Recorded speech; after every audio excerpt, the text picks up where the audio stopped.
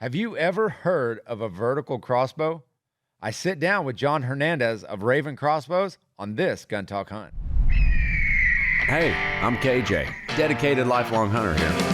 If you got an interest in all things hunting, you're in the right spot.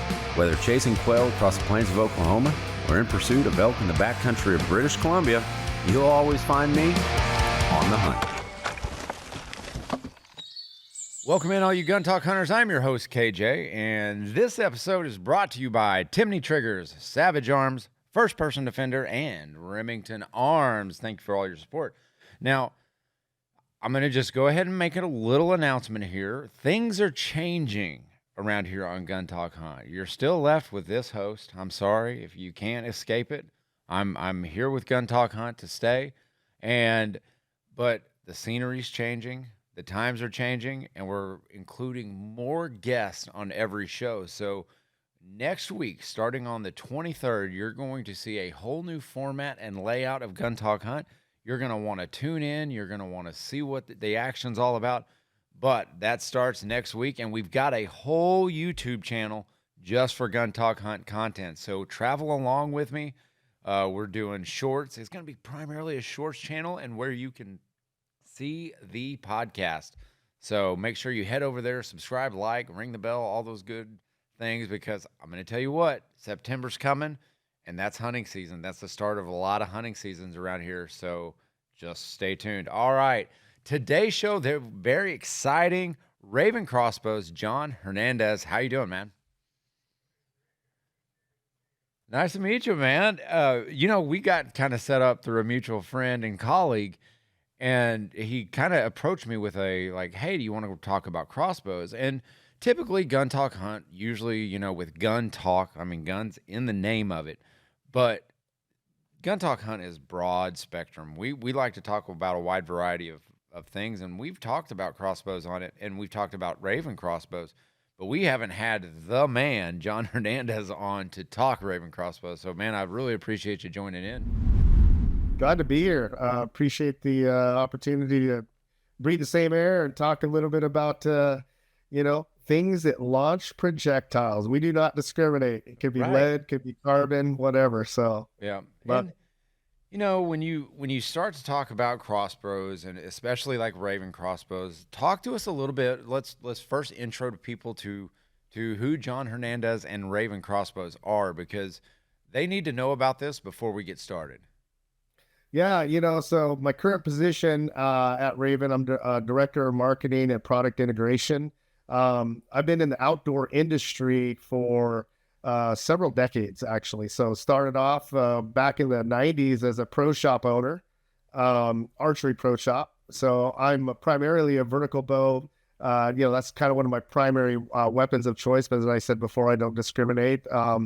And I worked for a major archery manufacturer for about 18 years and contracted for about 7-8 years after that, which is the most recent 7-8 years. Ravin was one of the companies that I contracted for. And what I did specifically was just, with product integration, like when a product is thought about from conception, ideation, clear out the door, it's got to get integrated in multiple facets. Certainly your go-to-market strategy, but internally, how you design it, philosophy of use, how you're going to build it, that type of stuff. So I've been real fortunate to be able to be networked with a lot of guys. And in fact, some of the key folks at Ravin, I've had history with working in the past, the engineers, a couple of the VPs, we all kind of came up in some other various companies. So one of those stories where you come full circle. So that kind of me in a nutshell. To be honest with you, KJ, if you were to ask me 20 years ago, would I be working in and for a crossbow company? The answer would have been no, I didn't see this coming. But I'm really, really glad for the opportunity, because it's just offered me a broader scope and vision of all of us, in the outdoors, and the passion for hunting and utilizing multiple different weapons for that. Big advocate for it. Yeah. I'm telling you, my archery experience, I'm a vertical bow guy. That's how I've always been. I've got some experience with crossbows, but my earliest experience with crossbows came with my dad. And honestly, I'm sorry, Dad, if you're listening to this, I'm about to like dish on some secrets because it scared the crap out of me. Like as a youth, sitting there and them like cranking this bow up or pulling this bow and then having to have a special target in the background or in the back of the truck that he's got to throw on the ground and then shoot his bolt into. Like it was kind of scary. And then all he tells you is horror stories about these things blowing up on you. And that's when I decided, I was like, well, I'm a vertical bow guy because I don't hear as many stories on that. And if you look at today's crossbows, and I think Ravin Crossbows is synonymous with that horizontal bow. That I mean, it's the innovation built around crossbows. I always think Ravin, and they do not look anything like what I was used to as a kid. So how crossbows, like, let's talk about like the youth aspect and getting kids interested, and because this is a better way to introduce kids to archery is with crossbows, I think, in my opinion. Yeah. It's interesting. The first word in crossbows is cross, right? And what I think about that is it's like almost like a cross pollination of multiple different facets and philosophies of use in terms of a weapon. And as it pertains to youth, and quite honestly, a lot of people that are maybe first entrants into hunting period, a crossbow lends itself really well in a lot of aspects. I'll give you a couple examples. One specifically with youth, right? I really am a firm believer that whoever's mentoring or training the young person, there's more value in that than potentially the weapon. Kids are like sponges, I wish I wouldn't have lost my sponge like mine and be able to absorb everything that was shared with me. But I've seen that with, my own children. They're all grown up now, but my grandchildren, I have a grandson, you tell him something once and he just does it. Now he's shooting a recurve with form that took me years to attain. So the value in the crossbow is the fact that, funny with the recurve, it's one of the easiest weapons to get a projectile from you to a target. Yep. It's one of the hardest ones to be accurate in if you relate that to a compound bow. Compound is a little tough to learn all the different, anchor points and peep sight heights and draw length and draw weight and get your forearm out of the way and look through here and dominant eyes and all that stuff. A little harder in the initial setup, but because of the setup, it's a lot easier to be accurate. So where a crossbow fits into this is literally there's so much of the work is done in the design that when you pull one out of the box or the dealer does, you mount a scope, you level it, you literally can hunt that afternoon. So the skill set that it takes is certainly there's some safety. I've heard people kind of go, oh, it's a cheat code or whatever. No, it's just simply, a weapon to allow a person to get into the field quicker. It is. But I will tell you this, I am all about the cheating game. If it makes my life easier and makes my hunt more successful, why in the heck wouldn't you cheat? Like, and if they're calling crossbow hunting cheating, it's a sign that I probably need to look a little harder into it. Yeah.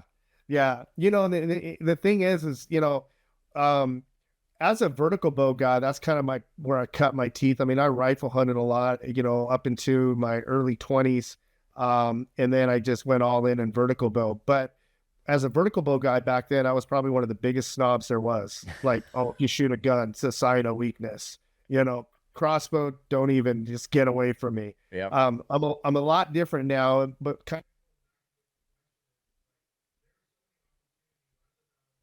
there's so many opportunities, rural and the East Coast for whitetail, where a crossbow lends itself well just simply because of where you're hunting, right? So you can.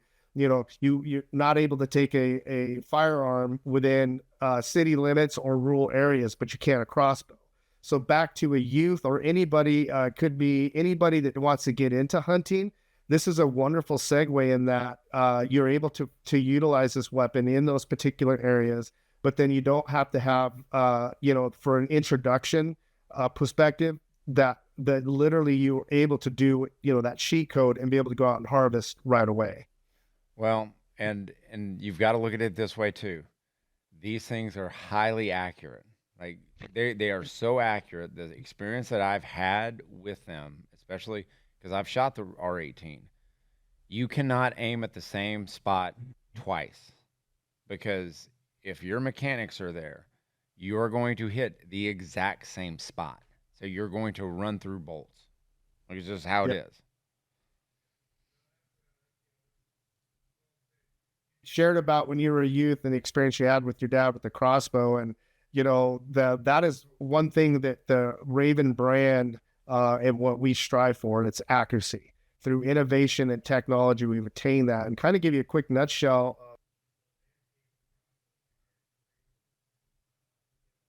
A decade ago, we're still a young company. Most crossbows, there were some starting to edge into a smaller footprint and profile, but most crossbows were, well close to 20 inches to 24 inches axle to axle, 10 pounds, hard to draw. You didn't have discharge method.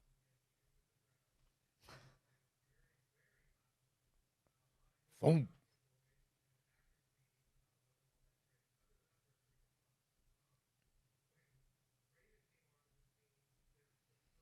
Offering was a crossbow that was absolute precision. One of the biggest things,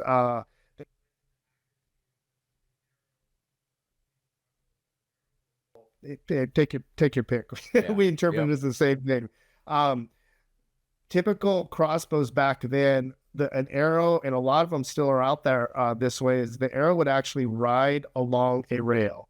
So there'd be a slot down in aluminum extrusion where your cock vein would go down. The arrow literally sat on this aluminum. The string would bend over the top of that rail. You would cock it back. And so it's like sliding something across the table. Yeah. Certainly there was relative accuracy. Well, what Ravin did, the trigger box, the way the cams loaded up, and then a free floating system. Their only point in contact was with, back in the trigger box and the front end of the rest. So by default, just of physics, accuracy went through the roof. The crossbow, when it was cocked, was no wider than a dollar bill, axle to axle. So it was a massive market disruption in performance and in the footprint. That's man, that's crazy. All right. So we're going to, on the other side of this break, we're going to jump in here with a word from our sponsors. But after this break, what I want to talk about, I want to get kind of the why behind the R18 and why that's such an innovative landmark for Ravin. Because this thing is wild. You're talking about a crossbow that's like 6 pounds. So all that on the other side of this break. Feel like your trigger's holding you back more than your ex? Fix that with the Timney Alpha competition trigger for the Ruger RXM. It's got a crisp 3-pound pull, no adjustments, no drama, just pure, smooth performance. It installs easier than IKEA furniture and comes fully hand-assembled, tested, and calibrated by real humans, not robots or over-caffeinated raccoons. Made in the USA and backed by a legendary lifetime warranty, yes, it will make you more accurate. The rest is on you. First Person Defender YouTube page is out. You got to go like, comment, and subscribe, and I promise you, you're going to like what you see over there because you are going to get a view. Each week, we're going to be launching new episodes. Season 14 is coming out soon, so get over there and check it out. You got to like, comment, and subscribe. We want to push this thing out because we want more people becoming more aware of their personal safety. If you like tips, tactics, watching people and seeing how they react, and you being the Monday morning quarterback that you are, I know you're going to love it because you're going to say, whoa, I wouldn't have done that. I would have done it totally different. Well, would you have? Because I'm going to be honest with you right now. There are a lot of people out there that says, I'm going to just turn it on. I'm going to know when my attack comes. Well, if you know when your attack is coming, I sure as heck wouldn't be there. But watching First Person Defender gives you the opportunity to say, yep, I wouldn't be in that situation because I'm going to see it way before that. And you're training your mind. All right. So go like, comment, and subscribe to the YouTube page over there. The First Person Defender is going to be hot. Hey, get your heads up, right up here. Tactical treasure hunters, beware. Optics Planet just became your new favorite adult toy store for gear. Let's get that out of the way. Want scopes, red dots, night vision, and stuff totally you probably don't need but will absolutely buy anyway? Yeah, I thought so. Use promo code GUNTALK at checkout and get 5% off your order. That's right, 5%. Not 2, not 3, 5. Like the fingers you'll use to type that code in while pretending this wasn't my idea. So go to Optics Planet, check it out, enter code GUNTALK, and get your 5% off. Looking to level up your hunt and tighten up those groups? Well, look no further than Remington Ammo. Yeah, the stuff in the green box is super accurate, and they've got everything from hunting ammo all the way to NRL, like match ammo. So check those out. Remington Premier, from Premier Tip AccuTip to match grade ammunition, all in that green box you love, you trust, and you adore. Find it all at remington.com. Looking to trim a few LBs out of your pack or just your firearm? Check out the Savage 110 Carbon Predator. 2 swing swivel studs, matte black carbon steel receiver, 2-piece Weaver style bases, proof research barrel. Yeah, it's carbon wrap, so that's where some of the weight savings is going to come. And you won't be disappointed because they offer it in a lot of different variations. 6mm arc, 223 Remington, 22-250, a favorite of mine, 308, 65 Creedmoor, and 300 Blackout. Now, you're talking about weight. You're talking about, well, how much really is it going to weigh? Trust me, you're going to be able to carry this thing all day. It's under that 7-pound range, so I promise you it's accurate too. So trust Savage 110 Carbon Predator for all your weight savings. All right, we're back with John Hernandez of Ravin Crossbows, and we're wanting to jump into, I want to talk about the R18 because this is it is space age looking technology in today's modern crossbows. When you look across the landscapes of where crossbows have been and where they are now, the R18 stands above the rest. I mean, as far as footprint size and functionality on the hunt. Talk a little bit about the R18 and what it is and why it's so important. Well, one of the biggest things with the R18 is that, when you first look at it, it's a different creature, right? Altogether. And so, you brought up before about, we talked about vertical bow. Everybody gets that compound or trad bow, unless you can it a little bit. But it's still pretty vertical. Crossbows, horizontal, right? I mean, a lot of us, even as kids watching Monty Python shows, you see them big limbs and all that kind of stuff. It's horizontal plane.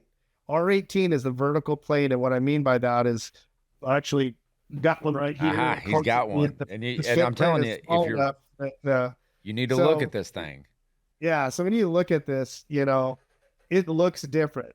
Profile, it's only again very short front to back, so mobility is there. But when you look at the limbs, again close together, it's only 4 inches wide. So when you are alongside an object, you don't have that horizontal plane.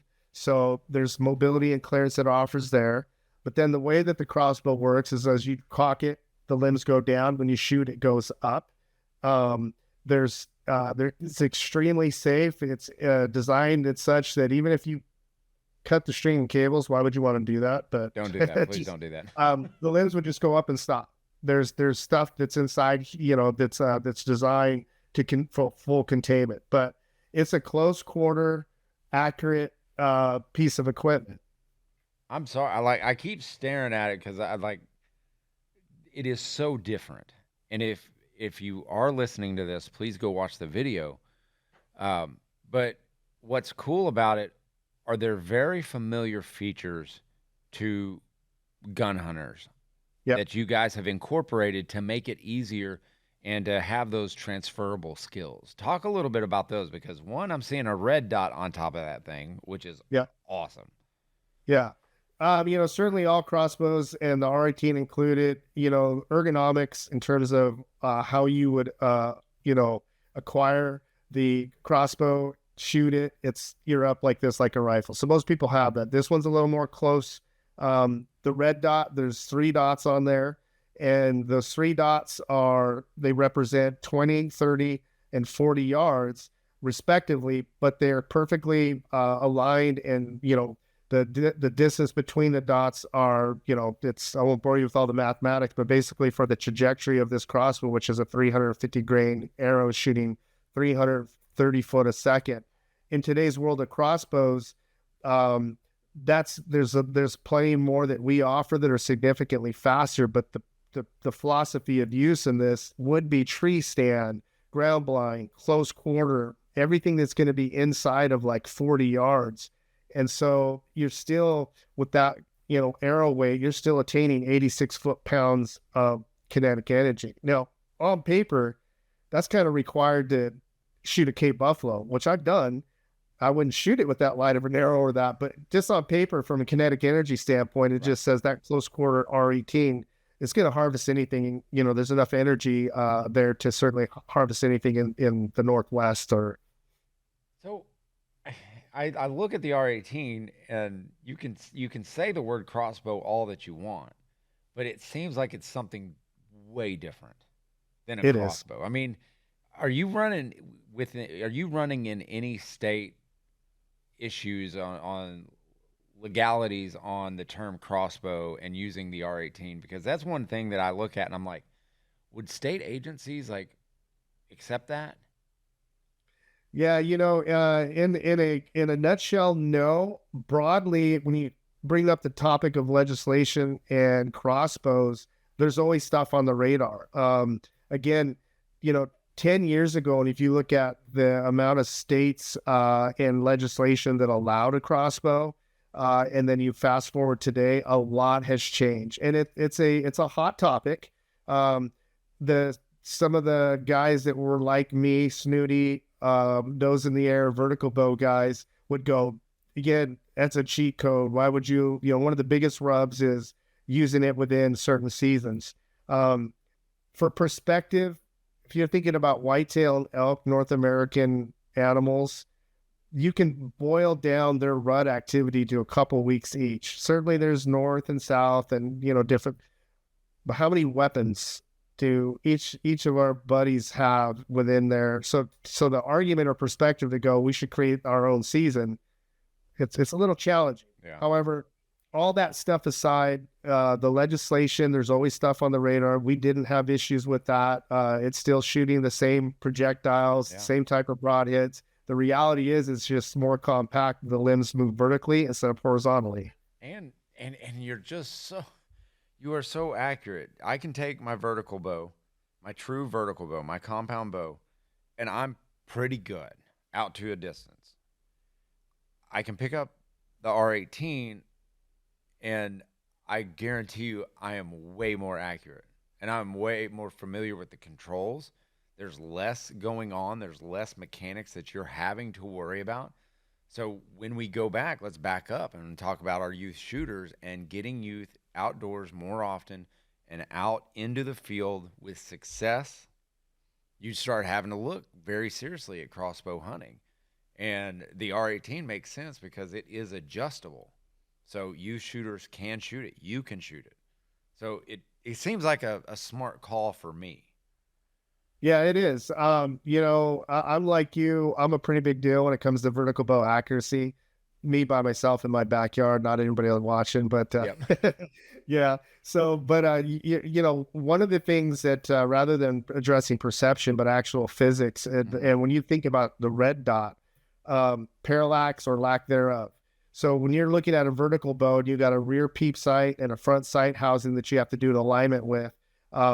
I would draw that as that's a little bit more challenging to do. Whereas when you look at handguns nowadays, dots are almost a given, right? You don't have that parallax. You can take a new user, as long as they got fairly decent mechanics, and look through a red dot, and accuracy is more attainable simply from that standpoint of that type of tool being on there, which is also on the R18, whether you get close or far, left or right, that dot is where the dot is at. And in terms of tolerances, one of the things that makes something potentially inaccurate or on the other end of the spectrum very accurate is does the product have the ability to do something different shot to shot without the influence of the user? So therein, with this particular design and all the rest of ours, the tolerancing is through the roof. Super hard to manufacture, but the stack tolerances are such that when you press that trigger in the system, the same thing's going to happen time after time. So yeah, it's there's a lot of opportunity to be accurate very quickly.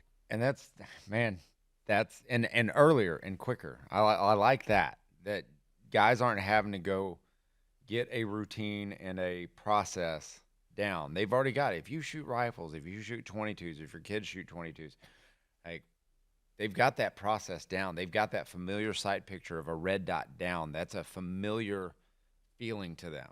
And that's a transferable skills when you talk about bows like the R18. But the R18 is definitely not the only thing out there. You guys offer a lot of different models. And talk about a couple of those that maybe if the R18 is not what they're ready for, maybe it's I don't know, maybe it's just more of maybe an entry level that they're just like, well, maybe I ought to try it. Like, where should they start to look?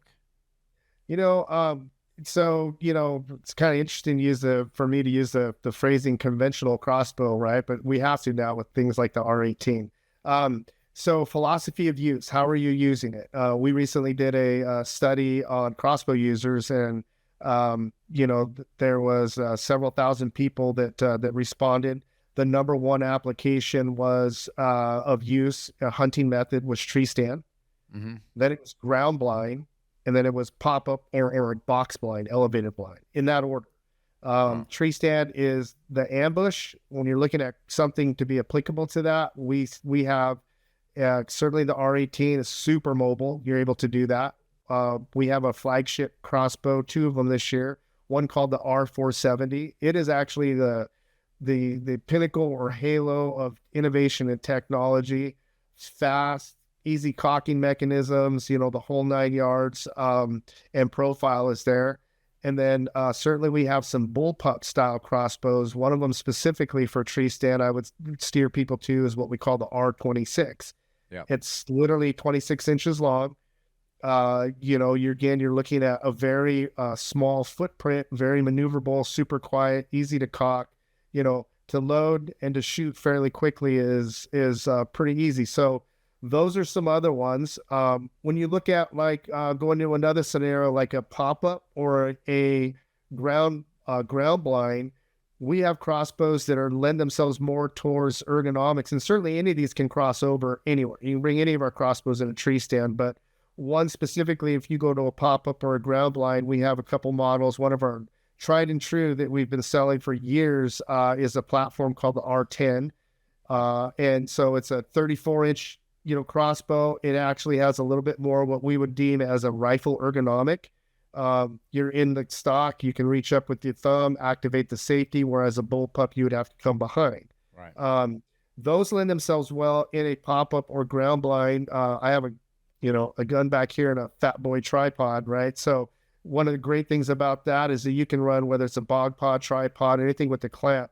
Those crossbows are crazy stable inside a pop-up blind. So you're able just to get behind it, quick target acquisition, and of course the tolerancing that I spoke about before, the innovations are in all of our crossbows. You're just looking at different footprints and performances in terms of speed. So it's just sort of pick your poison, know your philosophy of use first, and then you can kind of overlay some of the designs behind that. I do like that R10. It's a little bit more, seems like traditional and a familiar feel all at the same time. But I mean, you guys are actually, I'm on your website looking around earlier, and you're running some good deals on the R18. So I'm like, oh man, that's not bad. And the warranty on those, I'm sure it's got to be great when you start to look at the lifetime of the product. Yep, our warranty is phenomenal. One of the good things is we teased out a lot of stuff out of there, right? So guys mounting a scope, loading your arrows, and you're good to go. Strings and cables or something. It's you're familiar with this in a vertical bow world. You can own a vertical bow for a long time. String and cables. It's a fibrous material, changes diameter and length with temperatures. A lot of people think they just stretch and keep going that way, but it's a fibrous material. So if it's exposed to extreme cold temperatures or extreme hot, they vary. oftentimes it's not enough or out of the window of forgiveness for you to be inaccurate. But on the Right. crossbow, it's the same thing. It absorbs the load that doesn't have let off. It's one of those things you gotta monitor. So, but our dealers that sell our crossbows, right now it's they're It's it's hunt season's opening, so it's ready to go. Well, that's just it, and that's something we really didn't touch on. If maybe you're just a gun hunter and you'd like to get a little bit more time in the field, I mean, a crossbow is a great way to do it, and that's one of the big reasons why, I started branching off at a young age into archery season is because or archery hunting is just that it opened up like from October 1 all the way through, January 15th. Like it opened up months to me to be able to get out there and hunt. And if you're looking at it that way, that's a good reason why to start archery hunting. It really is. Legislation and naysayers aside, in terms of the perception and being snobby about a particular weapon, take all that off the table. The crossbow lends itself well to and add to your arsenal. It in certain places where it's allowed, it really does extend your season. If where I live, they said, hey, you can harvest a bull elk with your compound, your trad bow, a muzzle loader, a rifle, and a crossbow. Guess who would be buying 5 tags? Yeah. Right? So I would. Now, some of those seasons overlap, and we will go to our primary choice of the weapon that we want to use. The crossbow is really great for that that crossover point.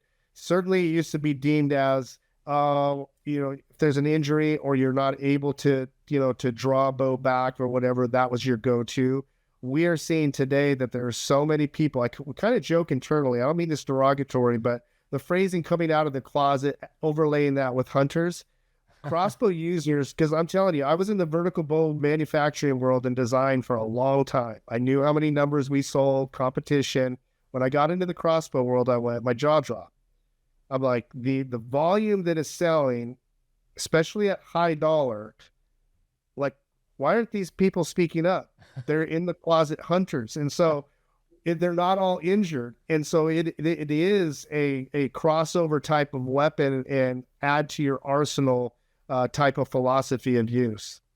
Yeah, it makes all the sense to me. I just need to get off the schneid and just go ahead and get one, because just for my boys. And this is something that really, like, I'll shoot my vertical bow in the city limits and my neighbors won't think twice. And man, old bows, like you're talking a decade old, or even some of the ones now, they're just so loud that I don't like that. But what I've seen from the R18 and what I felt, like, the Ravin Crossbows are very quiet, and I would not hesitate to take out a couple of squirrels in my yard if I needed to. Yeah, well, even the speed on the R18 is such that there's a lot of oomph behind there. Oh yeah. Relative to crossbows and the noise they make, ours are quiet. Yeah. But I'm not going to hide behind the fact that if I shoot my trad bow or my compound bow against any of ours or any of the landscape of crossbows, it's a different animal. Yeah, certainly. Like today, we see that in the gun world, right? Where today it's like common people running cans on long range hunting rifles when they're backcountry, because it's awesome when you can quiet something down, but they still got a little bit of a up to them. Yeah. Decibel levels. there's always going to be Trade-offs. noise within it. There's not going to be totally quiet. That's just the fact of the matter. Yeah, trade-offs for sure. Well, John, man, I sure do appreciate you joining us and talking a little bit about Ravin. Guys, if you're out there, where can they find them? RavinCrossbows.com. You can get all the information that you have. We have a massive dealer base, pro shops. We have great partners in the industry, Shields, Cabela's, Bass Pro. There's a massive amount of opportunity for people to go into their stores. Ravin is, we're fortunate to be in a lot of those areas. So absolutely, you can study up online what they are, go into those shops and, shoot one. Awesome. All right, get out there, extend your hunting season, get those kids out in the field, and let them have some more success with Ravin Crossbows. John, thanks for joining us. Gun Talk hunters, you know the drill. Keep those muzzles or crossbows pointed in the right direction, and always be on the hunt.